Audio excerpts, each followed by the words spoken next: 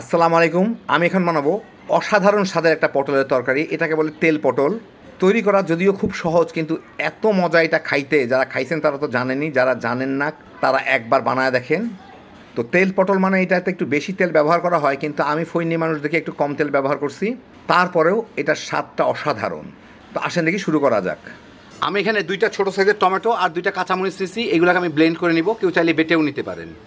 আমি এখানে প্রায় 10টার মতো 10-12টার মতো পটল, এগুলোকে আমি এইভাবে উপরটা চেঁচে নিব। চেঁচে নিয়ে 2 মাথাটুকু একটু কেটে এগুলোকে মাঝখান দিয়ে ছিলে এইটাকে এখন মাঝামাঝি থেকে এই যে দেখেন মাছ পর্যন্ত আমি গিয়ে অর্ধেক পর্যন্ত এখান থেকে চাকু দিয়ে ফেলে নিলাম। এখন এটাকে ঘুরায়, যেদিকে ফাড়লাম তার উল্টা দিকে 90 ডিগ্রি ঘুরায়, আবার ওই পাশ থেকেও মাঝামাঝি পর্যন্ত এইভাবে কেটে নিলাম। তো এক পাশে পটলটা মাঝামাঝি পর্যন্ত ফাড়লাম, এটাকে ঘুরায় উল্টা দিকে, যেদিকে ফাড়লাম তার 90 ডিগ্রি অ্যাঙ্গেল করে আবার মাঝামাঝি পর্যন্ত ফেটে নিলাম, যাতে পটলটা খুলে না যায়। মানে এই দিক থেকে এটা ফাড়লাম আর এই দিক থেকে এটা ফাড়লাম অর্ধেক, তাহলে পটলটা খুলে যাবে না আর কি। এদিক থেকে এত দূর করলাম আর এই পাশ থেকে এতটুকু।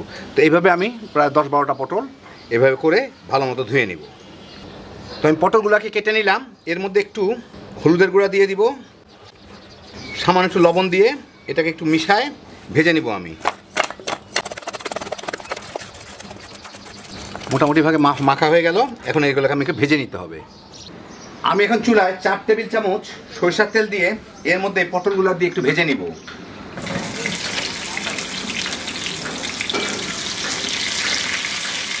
ছয় 7 মিনিট ভেজে পটলগুলো একটু পোড়া পোড়া দাগ লাগলেই আমি এগুলোকে উঠায় নিব। আমি কিন্তু হাই আর মিডিয়ামের মাঝামাঝি ভাজতেছিলাম পটলগুলোকে, যাতে জলদি বাদামি হয় আর কি। এখন চুলার জালটা আমি কমায় মিডিয়ামে নিয়ে আসবো, মাঝারিতে নিয়ে আসবো। এনে এর মধ্যে আমি দিচ্ছি 2টা তেজপাতা, 2টা শুকনা মরিচ আর 1 চামচ আস্ত জিরা। একটু নাড়ানাড়ি করেই দেখেন জিটা পটপট করে ফুটা শুরু হয়েছে। এর মধ্যে আমি দিয়ে দিব 2টা বড় সাইজের পেঁয়াজ, আমি একদম কুচি করে রাখছি, ওগুলা দিয়ে একটু ভেজে নিব। এর সাথে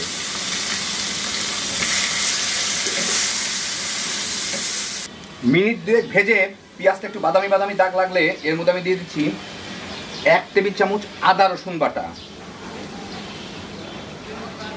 দিয়ে এর সাথে একটু নাড়াচাড়া করে নেব, আদা রসুনের কাঁচা গন্ধটা চলে যাওয়া পর্যন্ত। এই আধা মিনিটের মধ্যে আদা রসুনের কাঁচা গন্ধ চলে গেলে আমি টমেটো আর কাঁচামরিচ বাটা মানে ব্লেন্ড করা ওইটা এর মধ্যে দিয়ে দিব।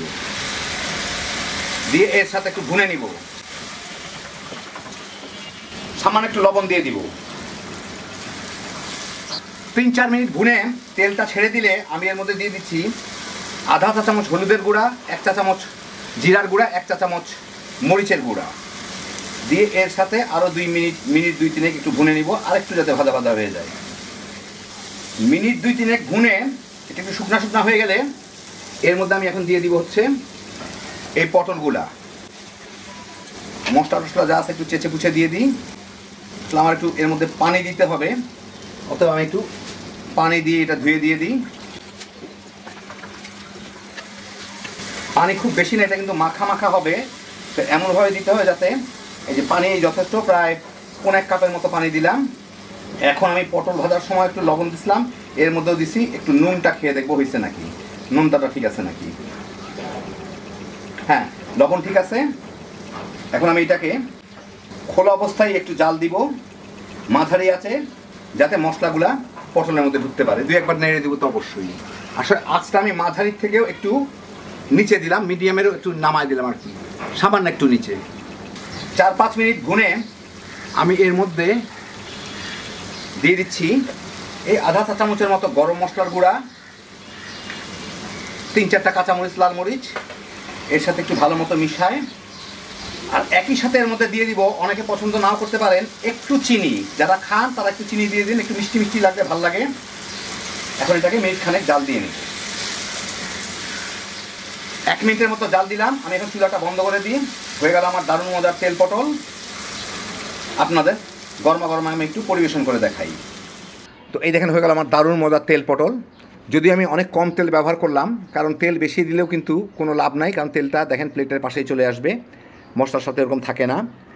খাইতে যে কি মজা, ভাত পোলাও দুইটার সাথেই সমানভাবে খাইতে পারবেন। পটল যে এত সহজে এত মজা করে রান্না করা যায়, এইটা একবার না খাইলে বুঝবেন না। বাচ্চা বড় সবাই তামা করে খেয়ে ফেলাইতে পারবেন।